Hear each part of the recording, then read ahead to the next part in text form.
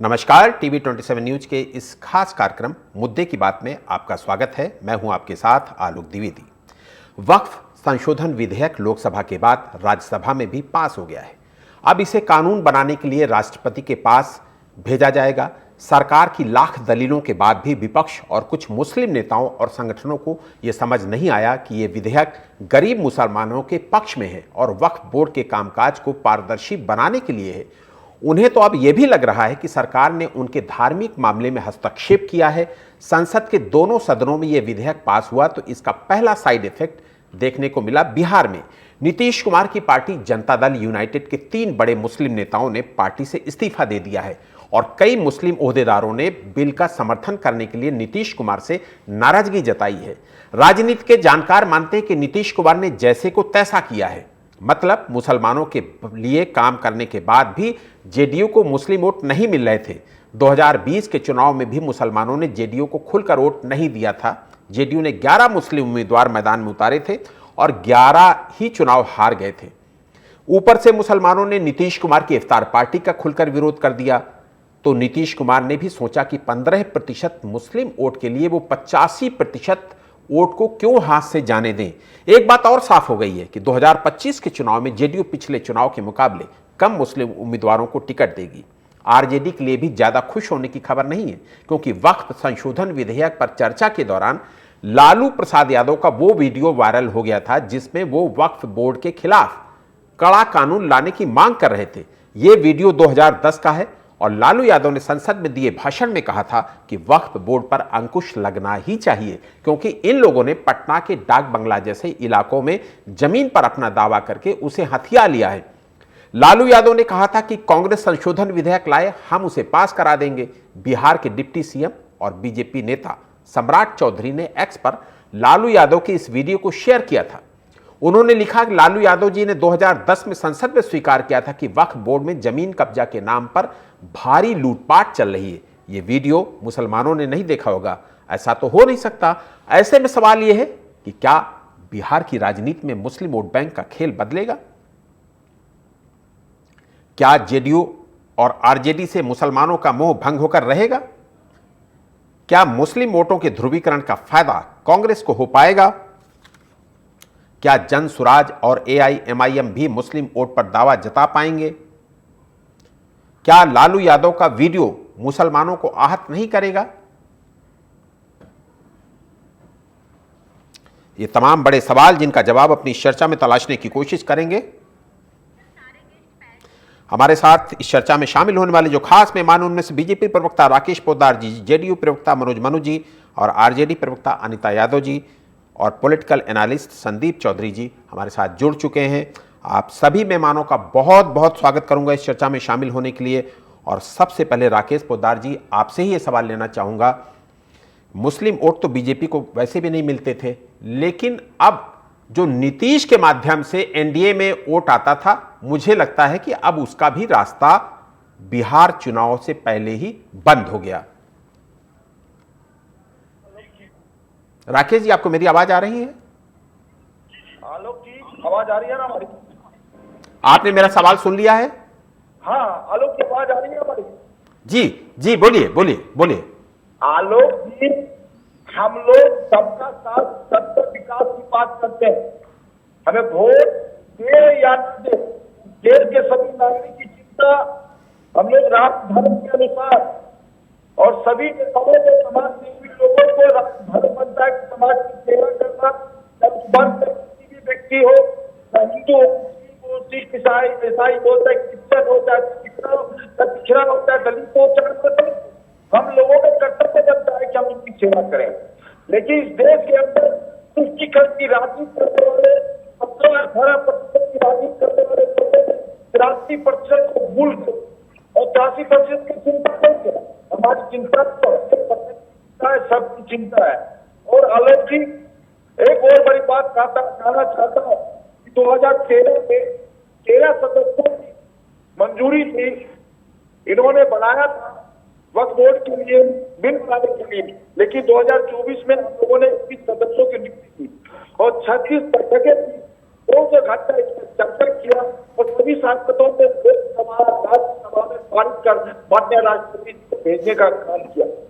आपने कहा supreme court जाएंगे, जाइए, याचिका लगाइए, आपका मौलिक अधिकार है और मौलिक अधिकार में सुप्रीम कोर्ट आपको आदेश देगी। जो बिल बनाया गया वो बिल और पारित बिल्कुल सुचारू रूप से, लोकतांत्रिक रूप से, संवैधानिक रूप से, संविधान के अनुसार इसको पारित किया गया है।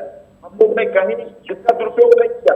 आप बताइए, हम कहना चाहते हैं कि महिलाओं को कितना सम्मान मिलेगा और युवाओं को सम्मान मिलेगा। मस्जिद की जगह पर मस्जिद भी रहेगा, वक्फ बोर्ड की जमीन वक्फ नहीं रहेगी। अगर वक्फ बोर्ड की जमीन पर दावा करती है तो कागजात दिखाना होगा, पारदर्शित करना होगा आदेश की। अगर वो नहीं कर पाते हैं तो मस्जिद की जगह मस्जिद रहेंगे, मस्जिद भी हटेगा, न कब्रिस्तान हटेगा, न मदरसा हटेगा।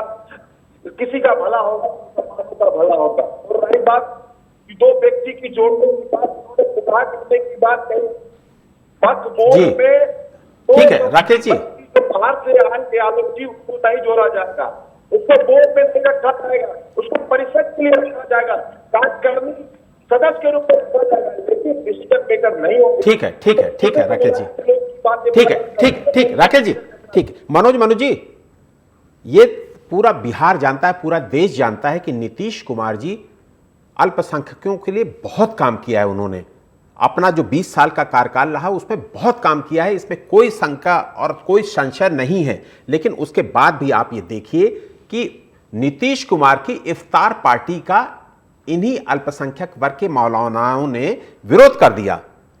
तो मुझे लगता है कि शायद आपकी पार्टी को भी अब समझ में आ गया है कि इन 15% को छोड़ के 85% की बात की जाए, और शायद यही वजह है कि आप लोग भी वक्फ बिल के साथ खड़े हो गए। देखिए आलोक जी, जब वक्फ बिल आया तो जिस समय आया उस समय भी हमने समर्थन किया था। तो वक्फ बिल के पक्ष में खड़ा होना कोई अभी हमने तो नहीं किया, वो तो शुरू से ही जिस समय पेश किया गया था उस समय आया, जेपीसी की कमेटी में हमने उसको दिया, जहां मुस्लिमों की हित की जो सवाल उसमें नहीं थे, कुछ पर ये थी, उसको संशोधन के लिए दिया। तो हम तो शुरू से ही इसके समर्थन में है। ये कहा है कि हम बीच में कोई समर्थन कर रहे हैं, पहली बात। दूसरी बात, आपने बताया कि उलेमाओं और कौन कहा इन लोगों ने ही इफ्तार पार्टी का बहिष्कार किया, तो उसमें एक भी मुस्लिम को नहीं आना चाहिए था। अगर इन लोगों के दबाव रहता, इन लोगों का प्रभाव रहता तो नहीं आना चाहिए था। लेकिन उसके बावजूद भी बहुत अधिक संख्या में जिसका इफ्तार पार्टी हुआ, जो मुस्लिमों के सबसे बड़े संरक्षक मानते हैं, अपने को समझते हैं, उनसे भी बड़ी बात हुई। अब दूसरी बात है कि ना हम 15% को देखते हैं, ना हम 85% को देखते हैं। हमारे सामने हिंदू हो या मुस्लिम हो, आलोक जी, दोनों बराबर हैं। अब जिस तरह से अफवाहें फैलाई जा रही है, उस अफवाह को लेकर हम बहुत जल्दी मुसलमानों के बीच में जाएंगे। हमें वोट उनका मिले न मिले, इससे हमारे लिए कोई महत्वपूर्ण बात नहीं है। हमारा महत्वपूर्ण बात यह है कि उनका विकास हो। जिस तरह से हम उनका विकास कर रहे हैं उसी तरह से हम विकास करते रहेंगे। इसीलिए हमारे सेहत पर कोई असर नहीं पड़ने वाला है। जी ठीक है। अनिता जी, लालू जी का जो 2010 का वीडियो बीजेपी भी खूब दिखा रही है, बाकी अन्य दल भी खूब उसको वायरल कर रहे हैं। इसका इम्पैक्ट आपको लगता है कि इस चुनाव में पड़ेगा आने वाला, चूंकि अब वक्त कुछ ही महीने रह गए हैं बिहार चुनाव को लेकर? आपका जो प्रश्न है उसका जवाब तो मैं दूंगी ही, लेकिन आपने जो शुरू में रखा जिस तरह से इस ये के लिए, डिबेट के लिए, कि ये डिबेट किस विषय पे है, मैं उस पर भी कुछ कहना चाहूंगी। ये आज के समय में बहुत बड़ी बात नहीं है कि हम आज भी जाति विशेष से बात कर रहे हैं, धर्म की बात कर रहे हैं। लोग कह रहे हैं भारत के विकास की बात है, तो अभी देश में बहुत सारी समस्याएं हैं, ज्वलंत समस्याएं हैं। देश के विकास में उन विषयों पर चर्चा होना अनिवार्य था, जरूरी था, या तो मीडिया हो या समाज सेवी हो या राजनीति करने वाले जो राजनेता हो।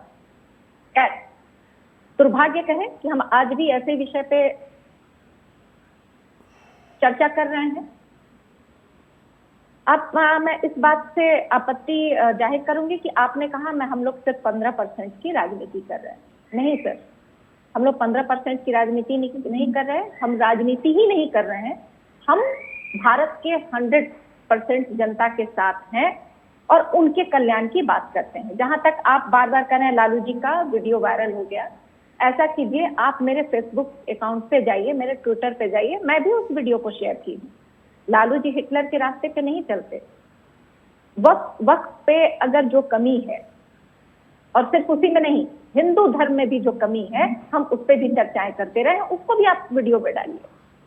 तो उसको हम ऐसे नहीं करेंगे कि किसी पे थोप देंगे। आप आंकड़ा दिखा सकते हैं कि लोकसभा में इतने लोग सहमत थे, आप ये भी दिखाइए ना कि इतने लोग असहमत भी थे, उनका क्या? तो ये बात लालू जी नहीं करते कि डंके के चोट पे आए और पास कर देते, सबकी सहमति बनती और उसका करते, जो गलत है सो गलत है। दूसरी बात, जिन्होंने अभी कहा भाजपा के कि सबका साथ सबका विकास, भाई सबका साथ कैसे, मुझे बता दें। किसानों को साथ में लेके चले आप, अगर आप सैनिकों को लेके चले तो अभी एक न्यूज आया कि 2-3 महीना से उन्हें वेतन नहीं मिला, और अग्निवीर योजना कितना सम्मान दिया है। बिल्किस बानो, जहां आप मुसलमानों की महिलाओं के हित की बात करते हैं, 3 तलाक की बात करते हैं, बहुत अच्छी बात है, लेकिन बिल्किस बानो के अपराधियों को छोड़ दिया, ये कैसा विकास है? पहलवान बेटियों के साथ क्या हुआ ये पता ही है। हम नोटबंदी में खड़े रह गए और काला धन नहीं आया, ये भी आप बताइए। कोरोना में किस तरह से लिया ठीक गया? है अनिता जी, ठीक है, इसके रोकिएगा नहीं सर प्लीज। कैसे कोरोना के बहाने चंदा लिया गया कुछ कंपनी से और पूरे देश की जनता को इस ओर धकेल दिया गया कि हार्ट अटैक की अब संभावनाएं बढ़ गई हैं। आज देश का युवा चीखते डांस करते मर रहा है, इसके ओर किसी का चिंता नहीं है। तो अगर वो ये कोई कहता है कि हम देश के विकास की बात कर रहे हैं, नहीं, शर्म आनी चाहिए, आप देश के विनाश की बात कर रहे हैं। आज भी आप कभी 15%, आप अगर मुसलमानों के हित की बात कर रहे हैं तो आप खुलेआम कहिए ना कि हम मुसलमानों के हित की बात करते हैं, लेकिन आप तुरंत पलट जाएंगे। आप कहेंगे देश के गद्दारों को गोली मारो, सालों को। आप कहोगे बटोगे तो कटोगे, आप कहोगे कि हम तुष्टीकरण करते हैं। आप एक बात पे अड़े रहिए, अगर आप असल के हैं तो हम लोग जो बोलते हैं वो करते हैं। ठीक है राकेश जी, अनिता जी, हमने कहा था कि सुप्रीम कोर्ट के आदेश के अगर पालन नहीं होगा तो हम खड़े रहेंगे। हमने देश के राजनीति नहीं करी। ठीक है अनिता जी, आपके पास आऊंगा। एक संदीप जी से सवाल ले लेता हूं, फिर आपके पास आता हूं। संदीप जी, वक्त संशोधन बिल का बिहार के आने वाले विधानसभा चुनाव में क्या असर पड़ेगा? चूंकि इंपॉर्टेंट इसलिए ये हो जाता है क्योंकि बिहार में मेरी जानकारी के मुताबिक 48 ऐसी सीटें हैं जहां पर जिनको मुस्लिम बाहुल्य सीटें कहा जाता है। तो निश्चित रूप से 48 सीटों में क्या इंपैक्ट पड़ने वाला है और ओवरऑल बिहार में क्या इंपैक्ट पड़ने वाला है वक्त संशोधन बिल का? चूंकि अब दोनों सदनों से पास हो गया है, राष्ट्रपति के यहां जाएगा, हो ही जाएगा बिल। अब ये तो जी देखिए, बिल तो पास हो गया है और ये कानून के अनुसार इसे असली फैमिली जामा भी पहनाया जाएगा। लेकिन मैं ये मानता हूँ, अगर हम बिहार की राजनीति की बात करें तो बिहार की राजनीति अभी तक जातिगत राजनीति, जाति आधारित राजनीति, लेकिन अब कहीं न कहीं बिहार की राजनीति धार्मिक आधार पर आ गई है। बिहार की राजनीति ने वो रंग ले लिया है कि एक तरफ मुस्लिम वोट बैंक होगा और एक जो कोर वोट बैंक होता है किसी भी पार्टी का, और दूसरी तरफ हिंदू माइंडेड वोट होगा, जिनको लगता है, जिनको मतलब भी नहीं है, जिनकी प्रॉपर्टी भी नहीं है, लेकिन हिंदू समाज में एक बहुत बड़े वर्ग को लगता है कि ये बिल ला करके ठीक किया। तो ऐसे में क्या है, जो बीजेपी का कोर वोट बैंक था वो भी मजबूत होगा। और अगर बीजेपी के साथ गठबंधन में कोई पार्टी चुनाव लड़ेगी, जैसे नीतीश कुमार जी उनके साथ गठबंधन में जा सकते हैं, चिराग पासवान उनके साथ गठबंधन में जा सकते हैं, तो ऐसे में जो एंटी मुस्लिम वोट होगा या जो एंटी इस तरीके का वोट है, जो हिंदुत्व का वोट है, वो इन लोगों को मिल जाएगा और इसका बेनिफिट इन्हें मिलता हुआ दिखाई देगा। क्योंकि अब बिहार की राजनीति पूरी हिंदू मुस्लिम पर आधारित होगी। ऐसे में कहीं ना कहीं लालू यादव को झटका लग सकता है, क्योंकि बिहार की राजनीति में जो बीजेपी और बीजेपी अलायंस है उनका जो टारगेट है वो यादव वोट बैंक पर भी है, प्लस आपने हिंदू वोट बैंक की राजनीति कर दी, जिसमें चाहे मुस्लिम, चाहे बनिया हो, ब्राह्मण हो, या उसमें अग्रवाल हो, ठाकुर हो, कोई भी हो। जिस तरीके से नीतीश कुमार जी हैं, जो पिछड़ा वोट बैंक है वो भी इनके साथ आ जाएगा। तो कहीं ना कहीं नीतीश कुमार और बीजेपी का जो अलायंस है वो बिहार के अंदर मजबूत होगा और लालू जी की राह मुश्किल हो जाएगी वक्फ बोर्ड के बाद। हालांकि बीजेपी को, लालू जी को जो मुस्लिम वोट बैंक है वो बढ़ेगा इस बार।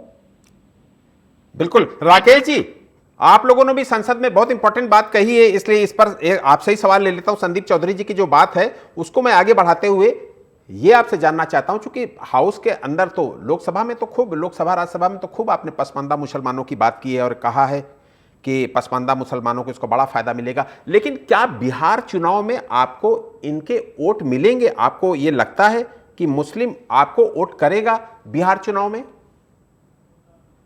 देखिए आलोक जी, बिहार के चुनाव में, अपने देश के चुनाव में मुसलमान हमें वोट देते हैं, जितना भी देते हैं लेकिन देते हैं। और दिल्ली के चुनाव में भी मुसलमानों ने वोट दिया और हमारे विधायक मुसलमान के क्षेत्रों से जीतने का काम किया। 15 विधायकों ने जीत के आए। चलिए मैं एक बात करता हूँ, बिहार के अंदर पासपाता आगा और खाने की बात कौन करेगा? क्या देश के प्रधानमंत्री कुछ काम कर रहे हैं? ये 3 जातियों को इन्होंने छूट बनाए रखा था मुसलमानों से, अब उसको जोड़ने की बात कर रहा है। और बात कर रहा हूँ आलोक जी, बड़ा दुख लगा उन्होंने, अनीता जी ने कहा आप एक के हैं, तो बताइए हम एक के हैं। मेरी माँ भारत माता है, बड़ा दुर्भाग्य लगा। मेरी माँ भारत माता है, जहाँ वह बलिदान कश्मीर हमारा, तो कश्मीर के लिए हम लोगों ने बलिदान दिया। और राम जन्मभूमि के लिए लालू प्रसाद यादव की आडवाणी के रथ रोके थे, कितने बलिदान हो गए। आपको नहीं, हमारी भारत माता, मुझे बड़ा दुख लगा। मैं देश का बेटा हूँ और आपने कहा कि आप एक का हो, तो बताइए। आलोक जी को बोलने का तरीका नहीं है। और मैं कहना चाहता हूँ, माई समीकरण की बात करते कौन करता है? भारतीय जनता पार्टी के तो सुने एक समीकरण की बात करने, वीडियो में आई समीकरण की बात करते आलोक जी, यही लोग माई समीकरण की बात करता है और सनातन को गाली देता। मैं 10 नाम बताऊंगा इनके लोगों को। फतेह बहादुर जी इनके विधायक, इनके शिक्षा मंत्री प्रोफेसर चंद्रशेखर जी थे, सनातन को गाली देते थे।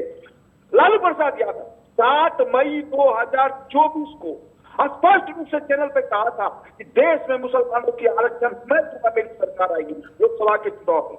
और मैं कहना चाहता हूं, इनके ही प्रधानमंत्री लालू जी सरकार में थे, मनमोहन सिंह 2006 में कहा मुसलमानों का संसाधनों पे अधिकार है। बताइए, मेरी माँ भारत माता है, मैं उसके लिए मरता हूं, उसके लिए धर्म निभाता हूं। और बात करते किसान की बात, स्वामीनाथन का रिपोर्ट तो आपने लाया, किसान पे हमने काम किया। पहलवान बेटी की बात कर रहे हैं, हरियाणा की जनता ने दिखा दिया कि पहलवान बेटी ने क्या किया था, किसके साथ अन्याय किया था। जनता दिखाती है, जनता ने वोट के माध्यम से उस सभी को हराने का काम किया।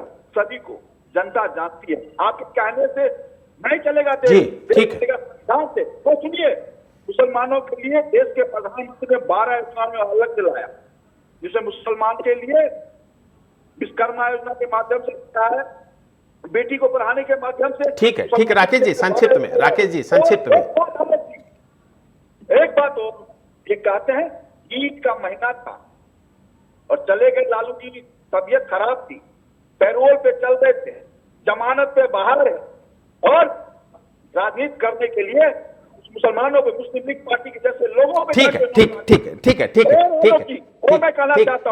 राकेश भाई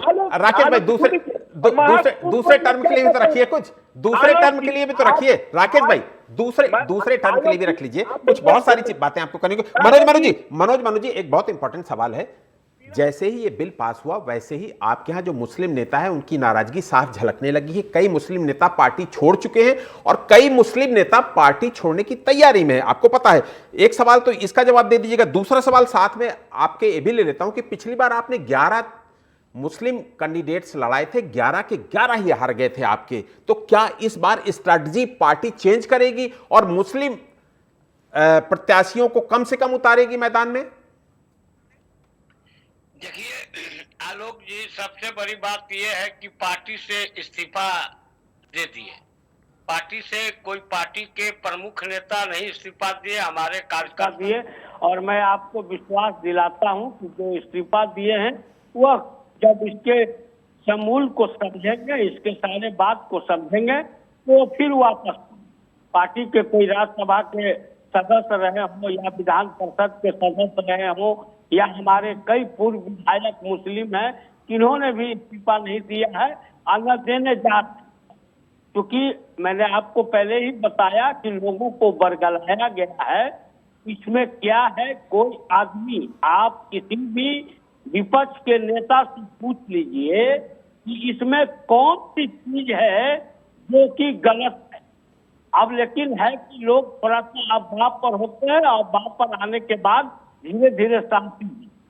दूसरी बात, आपने कहा कि चुनाव के अंदर आप मुस्लिम उम्मीदवार लड़ाएंगे कि नहीं लड़ाएंगे, उस पर मैं कहना चाहता हूं कि जो भी मुस्लिम उम्मीदवार हैं हमारे, या जो जहां जो तैयारी कर रहे हैं, उनकी संख्या वही रहेगी। पार्टी को ऐसा नहीं है कि हमको इस पर कुछ नेता इस्तीफा दे दिए हैं तो हम मुस्लिम को सीट काट देंगे या जी, ठीक है, ऐसा से कोई सोच नहीं है। आप थोड़ा सा इंतजार कर ले, मुस्लिमों ठीक, आप समझ आ जाए। बिल्कुल बिल्कुल, ठीक है मनोज। अनिता यादव जी, आपसे भी छोटे छोटे दो सवाल ले लेता हूं। एक तो आपकी पार्टी इस बिल को असंवैधानिक बता रही है, तो क्या अब चूंकि बिल तो दोनों सदनों में पास हो गया, तो क्या कोर्ट जाएगी आपकी पार्टी? दूसरी, मनोज झा जी ने कल चर्चा के दौरान यह कहा कि किसान बिल की तरीके इसको भी वापस लेना पड़ेगा, तो क्या उसके लिए दबाव बनाने के लिए आरजेडी सड़कों पर भी उतरेगी?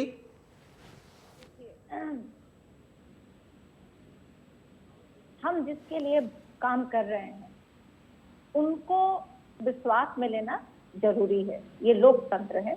हम जिनके लिए कर रहे हैं, जिनके वोट से जीत के आए हैं, जिनके लिए हमको काम करना है, अगर वो ही असहमत हैं तो इस बिल का संवैधानिक होने पे ही प्रश्न है।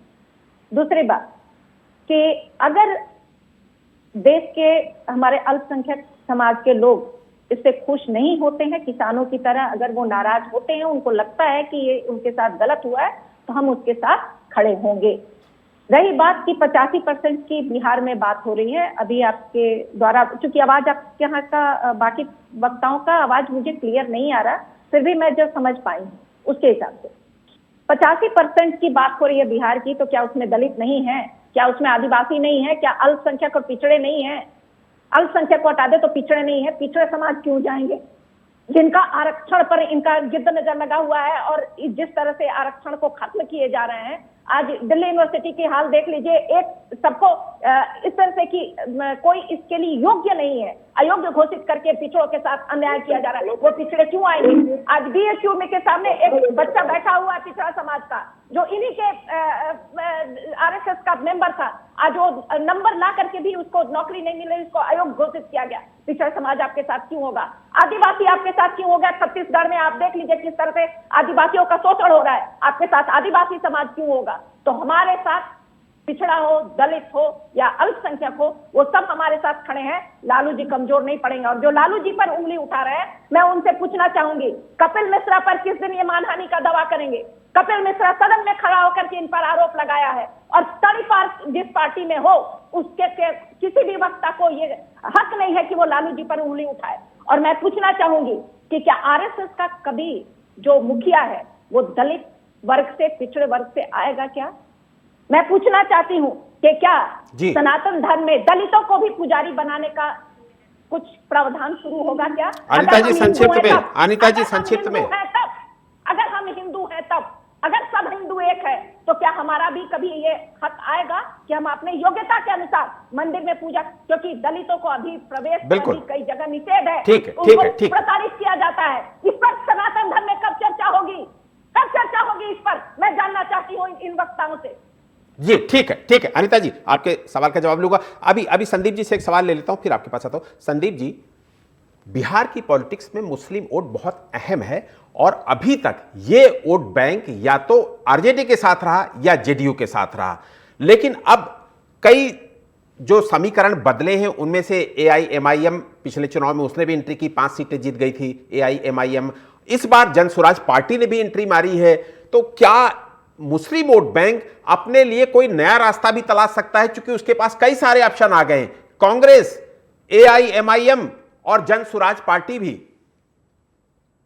देखिए, बहुत महत्वपूर्ण सवाल है आपका। एक तो जो मुस्लिम वोट बैंक है वो हमेशा अपने मुस्लिम कैंडिडेट को प्रेफर करता है। अगर कहीं कोई मुस्लिम जीतने वाला कैंडिडेट उनको लगता है, चाहे वो निर्दलीय हो, चाहे वो ओवैसी की पार्टी से हो, चाहे वो लालू जी की पार्टी से हो, तो वो हमेशा अपने कैंडिडेट के साथ जाना पसंद करते हैं। लेकिन ऐसे में जो राजनीतिक बदलाव अभी बिहार के अंदर मैं देख रहा हूं, उसमें ये चीज है कि हिंदुत्व वर्सेज मुस्लिम्स की राजनीति बिहार में हो रही है।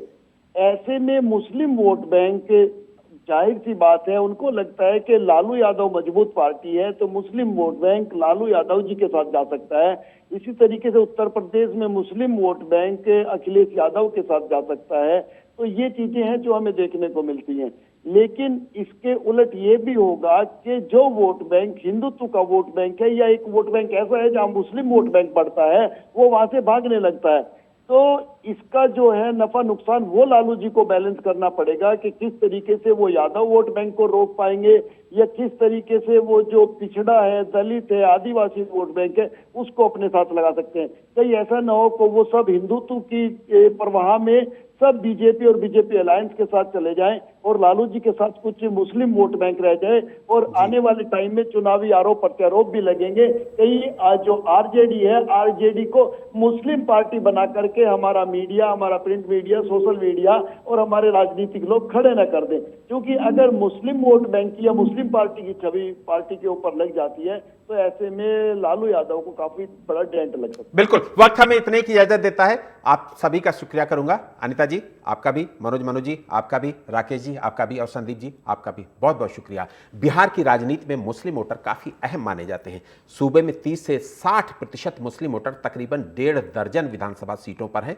इस बार जेडीयू का वक्फ बिल का समर्थन करना और आरजेडी नेता लालू यादव का पुराना वीडियो मुसलमानों का रुख बदल सकता है। और अगर जन स्वराज पार्टी और AIMIM में वोट ज्यादा नहीं बटे तो हो सकता है इसका फायदा कांग्रेस को भी मिल जाए। मुद्दे की बात में आज इतना ही। देश और दुनिया की तमाम बड़ी खबरों के लिए आप देखते रहिए TV 27 न्यूज। नमस्कार।